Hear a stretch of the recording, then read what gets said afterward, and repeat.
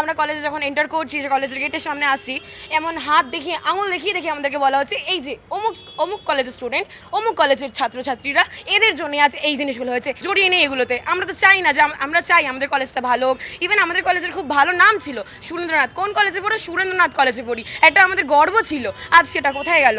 এখন রাস্তায় বেরোলে লোকে পয়েন্ট আউট করে, মানে হয়তো সাধারণ মানুষ হেঁটে যাচ্ছে, শুধু আইডেন্টিটি কার্ড বা ড্রেস আপ দেখে বলছে যে অমুক কলেজের স্টুডেন্ট, এই কলেজের স্টুডেন্ট, তার মানে ওরাও এরকম। 2-4 জন স্টুডেন্ট যাচ্ছিল অন্য কলেজে, দেখিয়ে দেখে বলছে দেখ যেরকম গালিগালাজ দিয়ে যে অমুক কলেজের স্টুডেন্ট ওই রকমই হবে। আমরা একটা কলেজের সামনে দাঁড়িয়ে রয়েছি, ওখানটায় যদি লোকজন এসে বলে যে এরা এই অমুক কলেজের স্টুডেন্ট, এরা এরমই হবে, এরা এরমই বলতে বলতে সব দোকানে ছড়াচ্ছে, এটা তো ঠিক না। না, এটাও মানুষজনদের বুঝতে হবে। হয়তো আমরা এই কলেজে পড়ি, কিন্তু আমরা কিন্তু মানে ইউনিয়নের সাথে জড়িত নয়, এটা কিন্তু বুঝতে হবে। যারা জড়িত তাদের হয়তো আপনি দোষারোপ করবেন।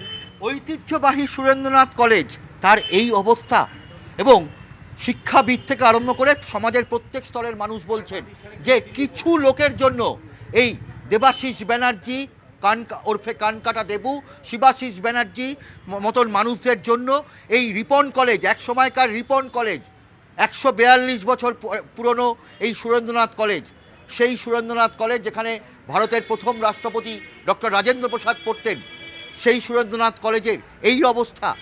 তবে সংখ্যাগরিষ্ঠ ছাত্রছাত্রী বলছেন তাদের সামাজিক হেনস্থার মুখে পড়তে হচ্ছে, তাদের কটূক্তি গঞ্জনা শুনতে হচ্ছে। এর প্রতিকার চান তারা। ছাত্রছাত্রীরা বলছেন যারা অপরাধী তাদের কঠোর শাস্তি হোক, এই কলেজে আবার পড়াশুনোর সঠিক পরিবেশ ফিরে আসুক, এবং এই কলেজ যেন আবার তার পুরনো গৌরবে গৌরবান্বিত হয়ে উঠুক। ক্যামেরায় সুমন বোসের সঙ্গে অভিজিৎ চন্দ, নিউজ 18 বাংলা, কলকাতা।